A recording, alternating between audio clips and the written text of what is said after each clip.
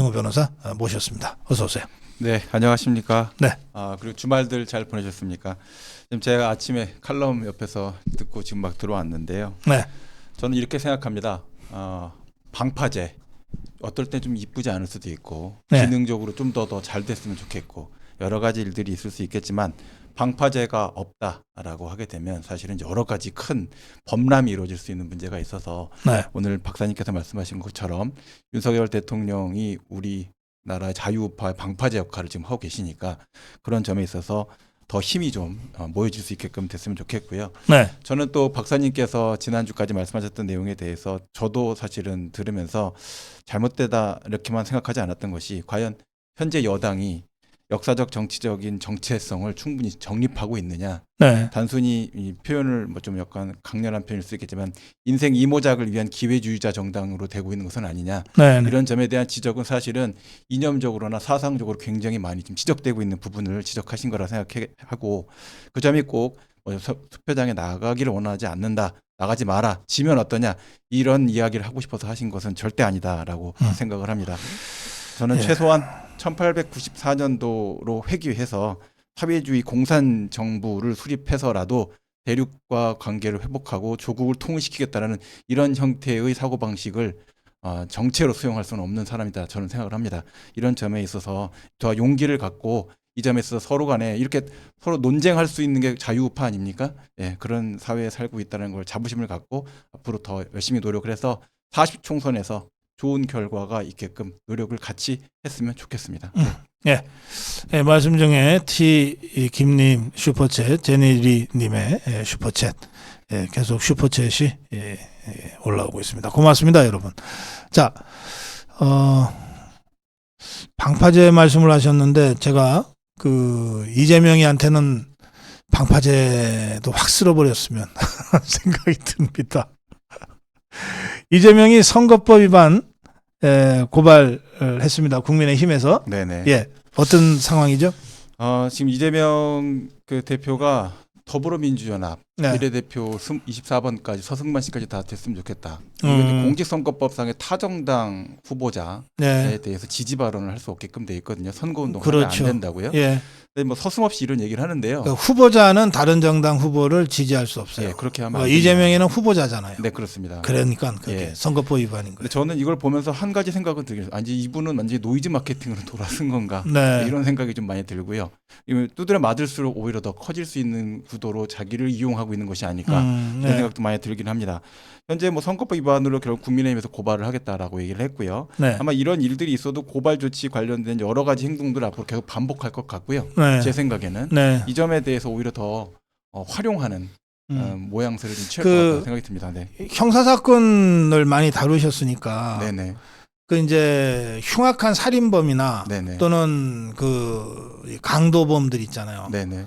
얘네는 어차피 10년, 20년 뭐 이렇게 중형 또 무기 이렇게 받아 놓은 거 아니에요. 네네. 이제 법원으로 가서 재판을 하면 네네. 그럼 걔네들 입장에서는 뭐 절도해서 추가 뜨는 거는 별 일도 아니지 않나요? 추가가 붙어도 사실은 뭐 그게 표시가 안 나고요. 네. 사실 뭐 자잘자잘하게 붙어도 큰 중범죄의 처벌 형량이 있으면 네. 다 흡수돼서 소멸됩니다. 네. 그러니까 저는 요새 가끔 이런 생각도 드는데 이게 이런 표현 쓰면 저도 고소당할 것 같긴 한데 프로도가 절대 반지를 버리지 않으려고 할 때 골룸이 물어뜯어가 같이 떨어지지 않습니까? 아, 그래요. 그러니까 지금 상태에서 하고 있는 여러 가지 이 문제들에 대해서는 문제 제기를 하는 방식에 있어서 네. 민주당의 전략 방식은 이재명 개인의 전략과는 또 다른 형태의 프레임이 작동하고 있지 않을까 이런 생각도 듭니다. 그러니까 자잘자잘하게 해서 뭐 이 정도 수준의 사람으로서 평가되는 거 이런 거 걱정하지 않는 단계로 이미 접어들어서 더 묻을 것도 없고 더 묻어봐야 더 늘어날 것도 없는데 네. 그냥 마음껏 불러다녀도 되지 않겠느냐 이런 정도의 생각이 아닐까 생각이 듭니다. 네. 그러네. 이재명이가 프로도가 아니라 골룸이랑 많이 닮은 것 같은데? 골룸이 안경을 썼나? 골룸 글쎄요. 그 시대가 좀 옛날이니까요. 네, 안경 쓸 수가 없었겠죠. 모릅니다. 렌즈 꼈을 수도 있죠. 네. 예. 김재정님의 지국 비자를 똘똘 뭉칩시다는 슈퍼챗 올라와 있습니다. 자, 그래요. 그리고 이게 뭐 비례정당 후보 지지 발언도 발언이지만 네, 마이크 사용 못 하거든요. 네, 네, 그렇습니다. 그래서 왜 보면은 요즘 나오는 방송 이게 28일부터 마이크 쓸 수 있어요. 그렇죠. 선거운동 기간이니까. 예. 그런데 그 전에는 마이크를 못 쓰기 때문에 왜 이재명이 사진 보면 이러고 자꾸 사진이 나오잖아요. 네, 이게 네. 마이크 못 쓰니까 이게 손으로 이러고 하는 거거든. 네. 근데 역시 꼼수의 대가야. 이자가 꼼수로 마이크를 썼어. 네, 네. 네. 예. 뭐 여러 가지 이제 뭐 내부에서 음. 뭐 대화하고 할 때 필요하다고 해갖고 사용하고 이런 식으로 해서 선거법을 위반하는 행위를 이제 반복적으로 사실은 네. 이루어지고 있는 상태가 되고 있거든요. 예. 뭐 다른 사람들도 다 알고 이거는 뭐 당연히 그렇게 진행되는 게 문제돼도 뭐 별것 아니다 이런 식의 취지들이 이제 많이 노출되어 네. 있는데 선거라는 것은 공정 선거라는 기본적인 프레임은 해당되는 선거 운동 기간도 프레임이 네. 있고요. 음. 선거 운동 방법에도 사실은 정해져 있는 그 규칙을 따라야 된다는 겁니다. 음. 그걸 위반하게 됐을 때 뭐 문제가 없지 않느냐라고 하지만 네. 그렇게 되면 사실은 공정 선거는 붕괴될 수밖에 없는 거죠. 예. 이런 점에 예. 있어서 당 대표가 앞장서서 이런 행동을 한다라는 거는 사실은 부끄러워야 될 일이고 이런 얘기가 나오면 사실은 다른 정당 같았으면은 기자회견이나 소명 같은 걸 좀 밝히고 네. 앞으로 이런 일이 없도록 주의하겠다. 뭐 음. 이런 여러 가지 조치들이 이루어질 텐데 뭐 이런 방구 이런 부분에 대해서 표현도 없고 그냥 뭐 그럴 수 있지 않느냐 정도로 넘어가는 걸 보면 이게 어찌 봐야 될지는 사실은 사실 고민스러운 부분이고요. 사실 언급하고 싶지가 않은 좀 그런 단계가 알겠어. 있습니다. 네, 네. 자꾸 이재명이 질문을 했더니 그거 더 이상 묻지 말라 이 말씀하신 거죠? 아, 예. 저는 아니 그런 하고 왜 자꾸 이재명이만 논평하라 그러세요? 진짜 그러니까 이재명을 논평을 하는 게 이 사람이 원하는 것 같아서 제가 그렇습니다. 왜냐면 알겠어요. 이재명 자꾸 사실은 정치적으로나 어떤 여러 가지 사상적으로나 또는 역사적으로 봤을 때 이재명이라는 사람이 대선 후보가 될 만한 분이라고 저는 평가하지 않습니다. 저 개인적인 평가긴 하지만 근데 계속 건드리고 이렇게 문제를 만들고 트러블 예. 메이커를 하다 보니까 네네. 전 세계 모든 사람이 알고 있는 이름이 되지 않았습니까? 예. 이 정도 되게끔 만드는 데 있어서 제가 일조하는 게 마음이 아파서 그렇습니다. 네. 예. 대장동 선거법 재판에 지금 계속 결석하고 있는 거죠? 강제 구인 해달라 이 정도 수준입니다. 제가 볼 때. 아, 그래요? 강제 구인하면 내가 이긴다 선거. 그런 생각이신 것 같습니다. 보통 사람은 이 정도면 강제 구인 됩니까? 강제 구인 되죠. 그래서 영장 나갔습니다. 음, 이 정도까지 재판에 대해서 네. 여러 가지 개인적인 사유를 들어서 문제 삼고 하면 그러니까 국가 법 질서를 네. 만드는 입법기관의 선거입니다. 네네. 근데 법을 지키지도 않을 거면 뭐하러 법을 만듭니까? 음흠. 그 총선에 이런 게 문제가 됐는데 여론도 여론은 뭐 비판하는 여론이 있지만 언론에서 전혀 이걸 공격하거나 사법부에서도 전혀 이런 문제 의식이 없습니다. 네. 이거는 심각한 문제라서 이렇게 되면은 불출석해도 되네. 음흠. 뭐 저 사람은 해주고 왜 나는 안 해줘요? 음흠. 똑같은 동일 원칙에 동일 규정 적용돼야 되는 거 예. 아니에요? 이런 식으로 문제되면 그 사법의 문제나 수사기관이나 또는 이런 신병 처리와 관련된 그런 여러 그래요. 가지 컴플레인 어떻게 감당할 겁니까? 그렇죠. 그래요. 여러모로 제 생각에는 반면 교사가 되는 분이라고 생각합니다. 네, 권순일이 압수수색 됐죠. 네 그렇습니다. 이거 좀 심각하게 봐야 됩니까? 심각하게 봐야 되겠죠. 네. 압수수색 영장이 한 번 네. 청구된 게 아닙니다. 2021년도에도 한 번 청구가 됐었고요. 예. 그리고 작년에도 한 번 청구가 됐었습니다. 네. 그러니까 세 번째 청구가 돼서 영장 발부가 된 거죠. 네. 그러니까 이 정도 규모의 압수수색 영장이 발부될 때는 사실은 영장 발부와 관련돼서도 사법부도 상당히 깊은 고민이 있고 나서 도장이 찍힌다라고 보셔야 될 것 같습니다. 그래서 해당 사안 관련해서 혐의 사실에 대한 수사를 통한 증거 확보가 필요하다라고 판단했기 때문에 압수수색 영장이 예. 나온 것이다라고 예. 보셔야 될 것 같습니다. 네. 그러니까 이 점을 보면 사안 관련돼서는 재판 거래에 관련된 혐의나 해당되는 내용에 대해서 충분히 그런 혐의에 대해서 수사가 적극적으로 필요하다라는 법원의 판단이 나왔다라고 보셔야 될 것 같습니다. 권순일이가 그러니까 이재명이를 무죄로 풀어주고 네.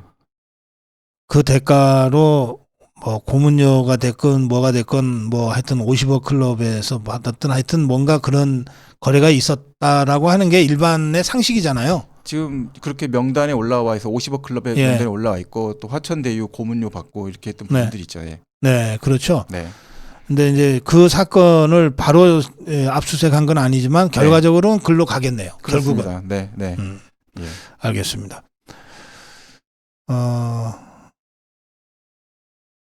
그 조수진이 사퇴했지만 아직 사퇴 안 한 저 더불어민주당 국회의원들도 이 변호사들이 많은데 그 중에 보면 왜 성폭력 사건이 나면은 피해자를 변호하는 거가 아무래도 변호사들이 해야 될 일 같은데 네. 물론 가해자도 대한민국 국민으로서 변호사의 법률적 조력을 받을 권리가 있다고는 하지만 네. 되게 가해자를 변호하는 거가 이게 쉽지 않은 건데 네네. 근데 이게 이 사람들은 왜 전부 가해자 변호를 해요? 이거 제가 좀 이거는 사죄드리면서 설명을 좀 드려야 될 부분이 있는데요. 네. 제가 이제 형사 전문 변호사로서 형사 광고라는 걸 사실 거의 네. 1세대로 만든 네. 사람 중에 한 명입니다. 뭐 이런 문제를 만든 주범이다라고 볼 수도 있죠. 제가. 근데 그게 왜 필요하다 생각을 했냐면 당시로서는 검찰권이 워낙 강대한 상태였고 네네. 형사소송법 구조상으로 보면은 사실은 피의자로 소환이 됐을 때 변호사 조력도 없이 사실 조사받아야 되는 그런 시절이 있었습니다. 그래서 외근 사무장들, 브로커들 통해 갖고 아름아름 뭐 전관 변호사 선임하고 이런 형태로 되는 것들을 보고 국선 변호사 아니면 전관 변호사 이런 시장이 있어서 저는 이 부분에 대해서는 중산층, 일반 시민을 또 서민을 대변할 수 있는 변호사가 필요하다 생각해서 광고를 만들었고 외근 사무장이라는 건 사실은 변호사법 위반을 하는 그런 범죄 행위다라고 봐야 되는 거죠. 네. 그렇게 됐는데 실제 이제 그 이후에 성범죄라는 것이 사실은 크게 이 이슈로 대두가 됐습니다. 그래서 광고를 기반으로 한 변호사들 중에서 사실은 성범죄 사건 변호를 안 해봤다라고 한다면 그건 광고를 제대로 못했다. 아, 그래요? 할 평가를 받을 정도의 상태가 됐고요. 성범죄 사건이 그렇게 많아요? 그렇습니다. 왜냐하면 실제로 그 초기에 성범죄 사건이 2014년, 15년, 16년 이렇게 터져 나갈 때 네. 가장 큰 문제가 신상 정보 공개, 고지, 등록 이 절차가 있었습니다. 네. 이게 생기니까 한 번 터졌든 두 번 터졌든 문제가 생겼을 때 신상 정보 등록에 대해서 성범죄자로 평생 관리된다 이런 인식이 쫙 퍼지게 되니까 그럼 그걸 어떻게든 막으려고 하는 분들이 가해자들이 많았죠. 이제 그리고 나서 점점점 시간이 흐르고 나니까 이제 뭐 문재인 정부 때 검경 수사권 조정도 하고 수사 인권 관련된 문제도 들어오고 그러다 보니까 피해자가 성범죄 피해자 보호를 위해서 국가가 나서야 된다라고 해서 이제 국선 보조 피해자 보조인 제도가 만들어져서 실제는 개인 그 피해자가 변호사 선임하는 경우가 그렇게 많지가 않고요. 피해자는 보통 국가에서 이제 피해자 대리 변호사를 지정해 주거나 아니면 피해자 단체에서 지원을 해주는 형태로 많이 진행이 되고 있습니다. 근데 결국은 자영업자인 변호사들이 광고를 통해서 주로 선임하게 되는 성범죄 사건을 축소해서 본다고 한다면 주로 가해자가 되게 되는 것이고 상대적으로 변호사 수임료라든지 이걸 감당할 수 있는 네 그렇습니다. 가해자들이 변호사를 많이 선임하고 네네. 피해자들은 대개 사회적 약자들일 가능성이 많은데 네네. 그분들은 주로 국가의 국선 변호를 통해서 변호를 받고 네 그렇게 됐는데 제가 생각할 때도 2019년도 20년도 이후로의 상황들을 보면 성범죄 사건을 변호하는 게 그렇게 양심이나 마음이 편한 형태는 아니었던 건 분명합니다. 그렇겠죠. 네, 왜냐하면 점점점 그렇게 여러 가지 광고를 통해서 많은 변호사가 들어오게 되고 또 사안 관련된 정보들이 많이 노출이 되다 보니까 실제로 성범죄 사건들 중에서 상당히 인간적으로 좀 견디기 좀 어려운 사안들 이런 사건들이 주로 변호사들 선임을 많이 하게 되는 이런 패턴을 좀 갖게 된 부분들도 있습니다. 여전히 이제 이 성범죄 사건 관련돼서 순간적인 실수를 통해서 발생되는 분들도 적지 않은 숫자가 있긴 하지만 그럼에도 불구하고 과거에 비해서 굉장히 헤비한 사건들, 무거운 사건들이 많이 남아있는 상태고 실제 이런 문제들이 지금 현재 이건태 후보 또 사퇴한 조수진 전 후보 같은 사안들에 이제 연결돼서 실제 변호했다는 문제까지 이제 비화된 것으로 저는 생각이 듭니다. 알겠어요. 네. 근데 이제 뭐 변호를 할 수는 있는데 지금 설명을 들으니까 그럴 수 있겠다 싶은데요. 네네. 그래도 변호도 그 정도가 있는 거 아닙니까? 그렇죠. 아니 이를테면 저 조수진이 같은 자는 그 9살 10살 피해자한테 네네. 네 아버지가 폭행한 거 아니냐는 식의 무슨 변론을 했다는 거거든요. 네네네. 지금 보도에 따르면 네네. 이거는 뭐 변론이 아니라 2차 가해, 3차 가해 아니에요? 그러니까 이 법정에서 주장을 한 내용으로는 사실은 당사자가 혹시 그런 주장을 한다 하더라도 변호사 입장에서 무조건 그거를 다 공개하는 방식으로 주장을 하는 건 아니고요. 그래서 설득력이 있거나 그게 변론에 도움이 될 수 있을 때 주장을 하는 것이죠. 지금과 같은 주장은 사실은 확인할 길도 없고 그리고 주장을 했을 때 양형상으로도 유리할 수 없는 주장입니다. 그러니까 사실은 할 필요가 없는 필요성이 없는 주장인 거죠. 음. 네, 그런 형태의 주장이 있었기 때문에 그거는 충분한 비난을 받을 수 있는 대상이 될 수 있다라고 생각이 듭니다. 그 얘기는 뭐냐면 우리 이승우 변호사야 그 같은 변호사들 얘기니까 아주 완곡하게 표현했지만 변호사 자격도 없다 이 말씀이잖아요. 자격까지 제가 따질 수는 없을 것 같고 아니 그 네. 좀 더 전문적으로 제가 표현하면 아니 저런 것이 무슨 변호사야 이런 거죠. 스피커 역할에 충실했다. 그러니까 예. 변호사라는 건 사실은 검토를 해서 주장의 예. 필요성을 검토를 해야 되는 거죠. 네. 아이고 참네. 알겠습니다. 마무리한 말씀 듣겠습니다. 네. 저는 이번 선거에 대해서 이제 박사님한테도 그렇고 뭐 이 자리를 통해서도 말씀드리고 싶은 부분이 네. 앞으로 국가의 역사적 정치적 정체성을 어떻게 확립해 나갈 것이냐에 대한 이 주도권에 대한 다툼이고 이 중요한 정체성의 확립에 대한 문제로 간다라고 생각합니다. 지금 저는 민주당이 원하는 것이 뭐 공식적으로 오픈이 되어 있는지는 모르겠지만 지금까지 나와 있는 여러 가지 그 당대표의 발언과 당대표를 둘러싸고 있는 여러분들의 발언을 보면 친중, 반미, 반일로 가자. 그리고 1948년도 8월 이전에 시간으로 되돌아가자. 그래서 그거를 제가 볼 때는 1894년 이전의 시대, 동아운동 이전의 시대로 돌아가서 사회주의 국가나 공산주의 국가를 성립시키자라는 뜻으로 자꾸 저는 읽히는 부분이 있어서 사실 염려가 많이 됩니다. 자유파와 관련돼서 제가 배운 바로는 자유파는 통상, 개방, 경쟁, 기회평등을 통한 세계 국가를 지향한다라고 저는 생각을 하고 있습니다. 네. 자, 이런 점들이 이번 총선에서 100% 반영이 되진 못한다 하더라도 최소한 우리가 이와 같은 이념을 앞으로 지켜나갈 수 있는 방파제 또는 최소한의 기초를 유실당하지 않는 형태로 좋은 결과로 이어질 수 있도록 박사님을 돕고 또 여러분들과 함께 좋은 노력을 해 나갔으면 좋겠습니다. 건강하고 행복한 하루 되시기 바랍니다. 네. 네. 우리 이승우 변호사와 함께 진행했습니다. 제와 벌이었습니다. 고맙습니다. 예, 감사합니다.